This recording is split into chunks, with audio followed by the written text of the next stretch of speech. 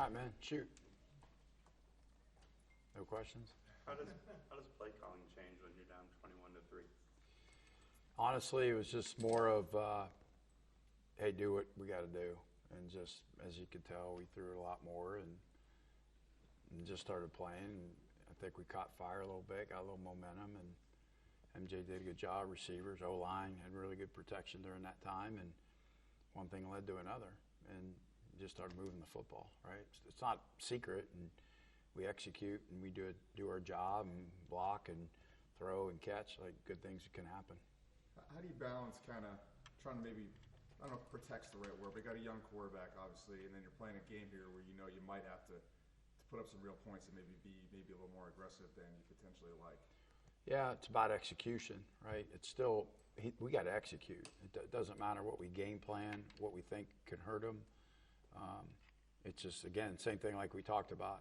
It's about creating one good play after another. And so positive play, whatever that is, it doesn't matter. Like, all plays are designed to score. I never create a play and go, hey, this is a great 2-yard gain. I love this play. Like, I don't. Like, they're all designed to score. We just got to execute, do a good job. And so the more the quarterback runs those plays, the more he knows those plays, the higher percentage of us having a chance to have success because he touches the ball on every play. What do you feel like MJ's biggest strength is as a quarterback, and in what area do you feel like he still needs to develop? Well, I mean, he needs to develop in all areas yet. I mean, he's still learning the game. He's still learning the college game. I mean, we had to call timeout at the end, you know, how to do victory. Like, there's things like, you're like, really? Like, yeah, like, he's never had to do that in a college game before, wasn't sure how to do it, and we're calling timeout at the end of the game, and just to talk him through it, you know. So there's a lot of things he has to learn. I was very, very impressed with his ability. He was very calm, didn't get rattled, especially late. When we had to throw the football, he knew we were throwing the football. They knew we were throwing the football. They were trying to disguise and change coverages on him. He was able to react and basically, you know, did what he was coached. I mean, just played his rules, played on time, got the ball out and gave our guys a chance to catch it, and that's what happened. How's he doing this week prepared for Good. Force? Yeah, he's doing really good. I'm really proud of him. You know, it's not easy now. I mean, you're talking about a guy showed up in June and probably for 4 weeks or 5, maybe 6 weeks, probably in the course of a week, maybe took 2 reps. You know, and all of a sudden go in and do what he's done. And we knew it. Like, I felt like MJ would be a major contributor for our football team if something happened, but we just had to make sure he was ready. And to throw him in Syracuse and just, hey, go have at it on the road against the #1 defense in the ACC and the crowd, and 2 days to get him ready probably wasn't fair to him.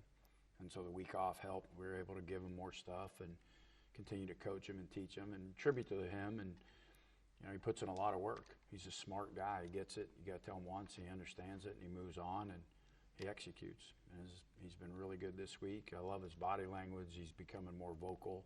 He's feeling like the team is his. Was it a decision that you made last weekend to let MJ ride out the second half? Yeah, pretty much. I mean, I just felt like, you know, I knew we were going to get him into the game. Jack started. MJ went in, had a couple series. Jack went back because there were plays that I don't know if, and I wasn't sure how well MJ knew him, and I wanted to get on the field, trying to get the ball in space, and so I had Jack go back, and then MJ finished a 2-minute drive, and I felt like there was some momentum with him, and so that's why I was like, I'm going to go with him and see, you know, ride him out and see what happens. How much easier is it that you now have visible evidence of what he does well? You don't have to guess. You see it. You saw it. Yeah. And I love that, but again, I think he's 18 years old, and I mean, every day he's learning something new. Every day he's learning something new at practice. So he's going to go into the game, and he's going to see a coverage, he's going to see something happen that he's never seen before. And so the biggest thing, just keep playing his rules, keep playing with confidence, shed the bad, right? Go 1-0, move on to the next play if something bad happens, and just keep going. And he's good at that. He's really good at that, and I love the way he handles himself with respect to all of that.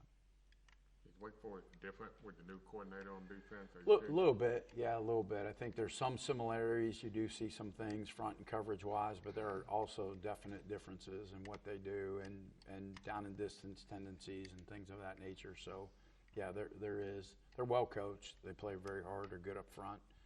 They do a really good job using their hands.